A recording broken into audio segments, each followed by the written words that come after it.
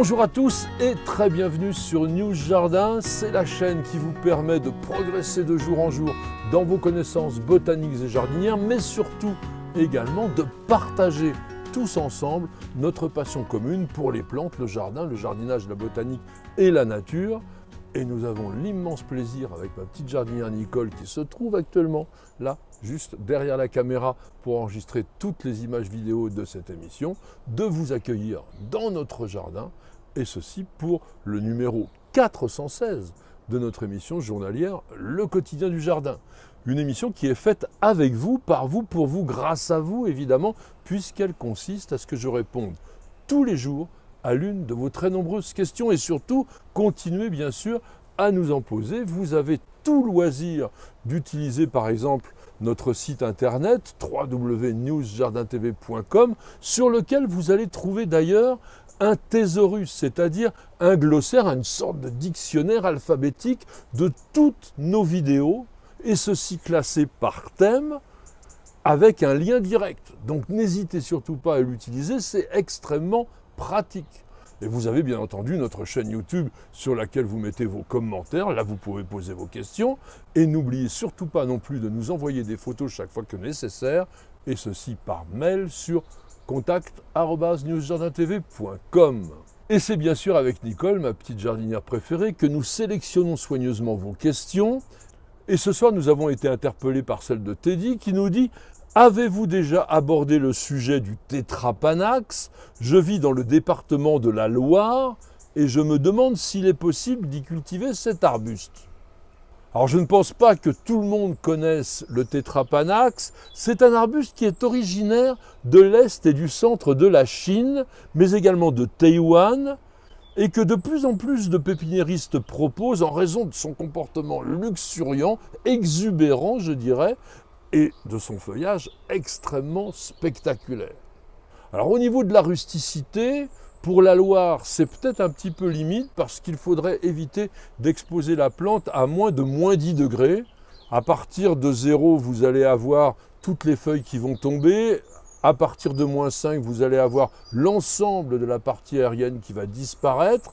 Mais si vous protégez bien la souche, eh bien ça devrait quand même donner de bons résultats et la plante pourra repartir tranquillement au printemps. On appelle parfois le tétrapanax la plante à papier de riz ou l'aralia à papier. Tout simplement parce que la moelle de sa tige est utilisée pour fabriquer ce papier bien particulier sur lequel les artistes chinois et japonais peignent leurs fameuses estampes ou font de la calligraphie. À cause de ce nom papier de riz, on croit souvent qu'il est fabriqué avec du riz, mais non, c'est bien avec le tétrapanax, et ceci depuis très très longtemps, puisque le papier de riz, de tétrapanax, de moelle, est connu depuis la dynastie des Tsin qui a régné entre 265 et 420. Ça fait un bail. Et la plante a d'abord été décrite sous le nom d'Aralia papyrifera en 1852 par le botaniste anglais William Jackson Hooker, mais c'est le botaniste allemand Karl Heinrich Emil Koch qui a créé le genre tétrapanax en 1859. Il y a une différence morphologique entre les Aralia qui ont 5 pétales et 5 étamines et le tétrapanax qui n'en a que 4. Et d'ailleurs, c'est cette particularité qui a inspiré le botaniste pour le nom, puisque le grec tétra veut dire 4, à cause de ces fameux 4 pétales et 4 étamines. Quant à panax, c'est la latinisation du grec panaeika, la panacée, c'est-à-dire qui guérit tout. Notre tétrapanax est un genre monotypique, c'est-à-dire qu'il ne comprend qu'une seule espèce, tétrapanax papyrifère. Cette épithète spécifique signifiant qui produit du papier. Nous sommes bien dans la logique. Le tétrapanax appartient à la famille des Araliacées, qui a été créée par le fameux Antoine Laurent de Jussieu en 1789. Et outre Aralia, qui a donné son nom à la famille, les Araliacées comptent 57 genres, 1400 espèces et regroupent des plantes que l'on connaît parfois. Le lierre, par exemple, le genre Hedera, le cheflera, que vous cultivez sans doute couramment dans vos intérieurs, Et puis aussi Fatsia japonica, qu'on appelle l'Aralia du Japon, qui est un très bel arbuste qui mérite d'être mieux connu. Et d'ailleurs, nous lui avons consacré une vidéo sur News Jardin TV. Tetrapanax papyrifère est une plante remarquable par ses dimensions. Dans la nature, il peut atteindre jusqu'à 7 mètres de haut. En culture, il dépassera guère 3 mètres, 4 mètres parfois. Et il va former un tronc non ramifié qui peut mesurer jusqu'à 9 cm de diamètre, donc c'est assez important, avec l'ensemble de cette structure couverte d'une sorte de velours brun pâle. Le feuillage est semi-persistant, c'est-à-dire qu'il va tomber au moment des gelées, je vous l'ai déjà dit, mais il va rester en revanche présent toute l'année dans les régions aux hivers doux. Les feuilles ont une disposition alterne. Elles forment une couronne à l'aspect de parasol au sommet de chaque tige et elles sont portées par un grand pétiole de 30 à 60 cm de long. Et ces feuilles sont palmatylobées, c'est-à-dire un petit peu comme une main. Elles sont glabres, c'est-à-dire lisses dessus, mais écailleuses et veloutées sur la face inférieure. Et ces feuilles sont imposantes, elles mesurent de 50 à 75 cm de large en moyenne. Et comme elles ont une forme de main, elles sont découpées comme des doigts en 7 à 12 lobes profonds, pointus, avec des bords grossièrement dentés. D'octobre à décembre, la plante fleurit, les fleurs sont blanc-jaunâtres, duveteuses et réunies à l'extrémité de la tige en une panicule d'ombelle de 20 à 50 cm de long. C'est assez spectaculaire et surtout, ça attire les abeilles à une époque qui, pour les butineurs, est assez pauvre en nourriture. Les fleurs sont suivies de fruits, violet foncé à maturité. Ce sont des baies de 4 à 5 mm de diamètre qui vont être complètement mûres entre janvier et février. Si vous aimez vraiment une plante géante, optez pour Tetrapanax papyrifère rex. C'est un cultivar qui se caractérise par une vigueur supérieure à celle du type, avec des feuilles qui mesurent jusqu'à 1 mètre de diamètre. Énorme. Tetrapanax papyrifère a un comportement drageonnant qui le conduit à former en quelques années un bosquet très spectaculaire lorsqu'il est planté en pleine terre. Mais sachez qu'il se comporte aussi très très bien en pot, nous en avons d'ailleurs un dans le jardin, mais la plante conserve alors des dimensions plus modestes, même si ses feuilles restent spectaculaires. Dans la nature, c'est-à-dire en Chine tempérée, Tetrapanax papyrifère pousse dans des forêts marécageuses. Cela veut dire qu'il a besoin à la fois d'une exposition ombragée, mi-ombragée, et d'un sol consistant, riche et surtout qui reste frais pendant toute la saison. Donc n'hésitez pas à l'arroser très abondamment, cela lui permettra de faire des feuilles beaucoup plus spectaculaires.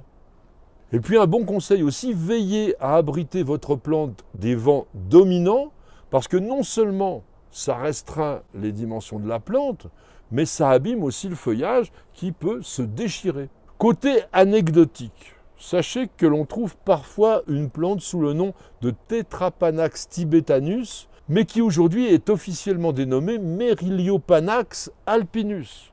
C'est un arbuste qui est originaire de l'Himalaya, on le voit au Népal, au Bhoutan, au Tibet, et il vit entre 1500 et 3000 mètres d'altitude. Dans nos contrées, cela reste quand même une rareté pour collectionneurs. Il y a aussi d'autres plantes qui ont Panax dans leur nom. Par exemple, Carl von Linné, le fameux naturaliste suédois, a en 1753 créé le genre Panax. Et ce genre compte 23 espèces, dont le fameux Panax ginseng, c'est-à-dire le ginseng qui a des vertus stimulantes bien connues. Et puis vous avez Pseudopanax, qui lui aussi a été créé par M. Koch en 1859, comme notre Tetrapanax, et il compte 7 espèces. Ce sont des arbustes à feuillage persistant originaires de Nouvelle-Zélande. Et dans les régions au climat doux, parce que la rusticité est guère inférieure à -4, -5 degrés, on va cultiver principalement Pseudopanax lessonii, dont il existe des cultivars au feuillage extrêmement décoratif. C'est vraiment joli. Et puis les plantes que l'on appelait jadis Acanthopanax sont réunies aujourd'hui dans le genre Eleutherococcus qui compte 29 espèces, ce genre qui a été créé en 1859 par le botaniste russe Karl Johann Maximovitch. Les Eleutherococcus sont des plantes totalement rustiques et à la fois ornementales, notamment pour Eleutherococcus sieboldianus variegatus, et ou utilisés en herboristerie comme le fameux ginseng sibérien et le Pterococcus santicosus. Et maintenant, je vous propose que nous terminions notre émission comme nous en avons l'habitude désormais avec quelques vers. Je les ai écrits tout spécialement à votre attention. Dans la moiteur des forêts tempérées de Chine vit une plante bien étrange au feuillage luxuriant. Comme des mains de géants qui à 3 mètres culminent, ces palmes immenses émeuvent et fascinent, s'écriant. Sous son exubérance, la plante cache un secret. Le cœur fibreux de ses tiges, extensibles, moelleux, donne un papier précieux sous lesquels les doux traits du pinceau de l'artiste créent un tableau fabuleux. Merci à tous et à chacun de nous avoir suivis. J'espère que la découverte de cette plante spectaculaire, immense, géante et surtout vraiment très très originale vous aura intéressé, vous aura fait passer un bon moment. En tous les cas, c'est ce que nous souhaitons. Et merci beaucoup d'avoir posé la question. C'est grâce à toutes vos questions, grâce à leur diversité, que nous réalisons, vous et nous, et ceci de jour en jour, une superbe encyclopédie des plantes et du jardin en vidéo.